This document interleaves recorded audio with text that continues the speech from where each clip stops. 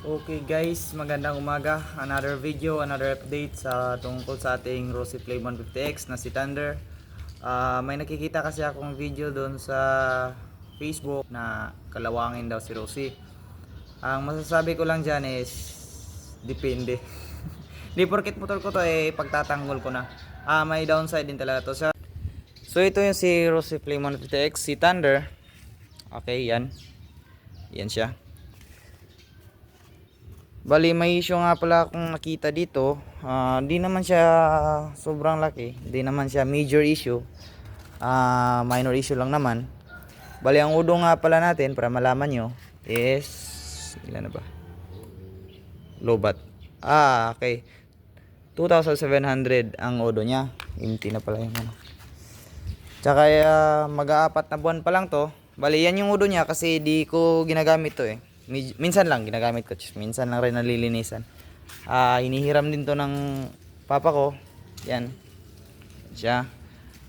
Ginawa ko nga pala tong video na to para sabihin sa mga basher na tama sila na kalawangin si Rosy, mali rin sila na kalawangin si Rosy. Alin nga ba ang totoo? So bali, unahin natin ito sa head. Lahat to. Yung kalawang naman, andyan talaga yan, di talaga nawawala kahit sa Honda. Ang unang kalawang na napansin ko is dito. Yan, kinakalawang na. Okay. Baka sabihin nyo na dahil dito nakalawang siya kasi nawala yung ano niya. Okay, dito sa kabila naman papakita ko para sabihin nyo talaga na yan. Pero sabotable naman to kasi yung ibang Honda nga, yung click namin ganyan din eh. Tsaka isa pang napansin ko is wala pala dito, nasa kabila pala.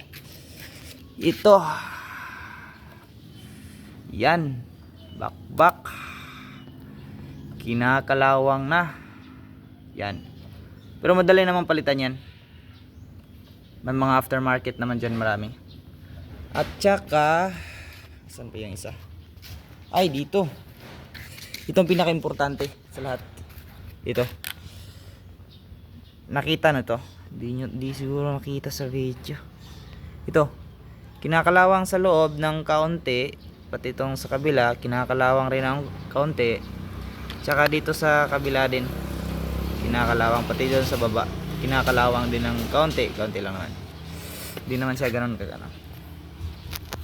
At saka may napansin din talaga ako sa Rosy Flame 150X na si Thunder na di ko talaga na gustuhan sa pag-build nila sa Flame.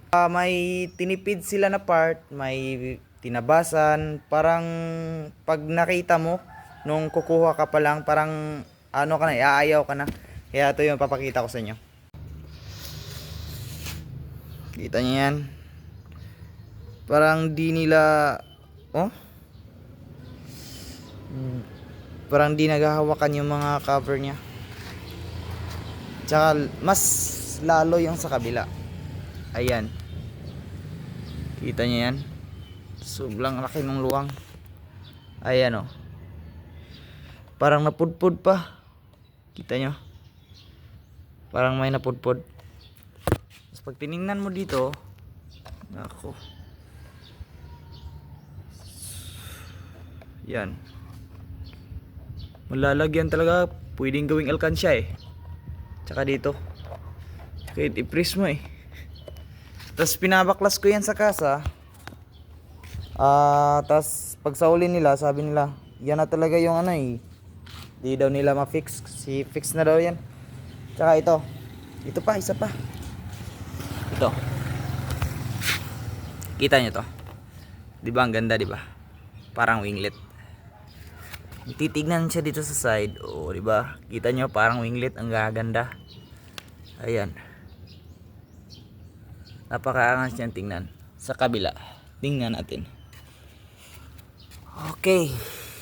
May nakita ba kayo? May nakita ba? Di ba wala? Di ba wala? Tang inang Rosy to. Wala, di ba? Ulitin natin sa kabila. Okay, ayan. Kabila. Okay, wala. Tingnan.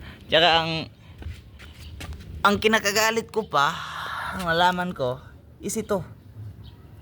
Parang tinabas. Kita niyo yan? Ang ina, nakakadismaya talaga, Rosie.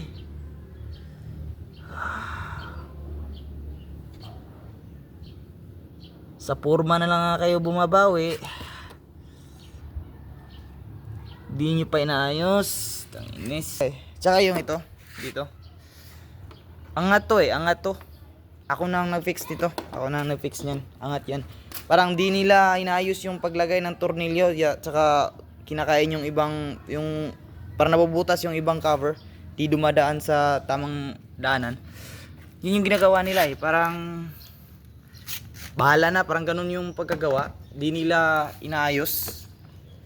Siguro nasa mga mekaniko yan. Sa mga manufacturer talaga. Doon sa Cagayan. Di nila inayos, parang nagmamadali yata. Kaya yun, nagka-problema, may ganitong problema yung mga motor. So yun lang yung napansin ko guys. Kung balak nyong kumuha ng Rosie Flame or kahit anong motor, kahit di Rosie, Skygo or Euro, SYM, Kimco, Honda, Yamaha, Kawasaki, i-check nyo lahat. Pero yung mga branded, yung mga Japanese brand is, alam ko, talaga sila maalaga talaga sila sa motor nila. Mas inaano nila yung pangalan nila, inaalaga nila yung pangalan nila. Di katulad ng Rosie, ang pag-alaga nila sa pangalan nila nakabase lamang sa presyo. Bali sa baba ng presyo. Yun yung tsaka sa itsura. So bali yan yun. Si Flame Flex natin. Maganda naman siya.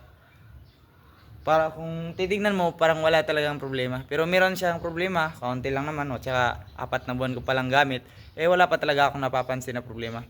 Pero pag may problema pa naman akong napapansin, i-update ko rin kayo agad para aware din kayo sa unit na to at saka sa ibang unit din.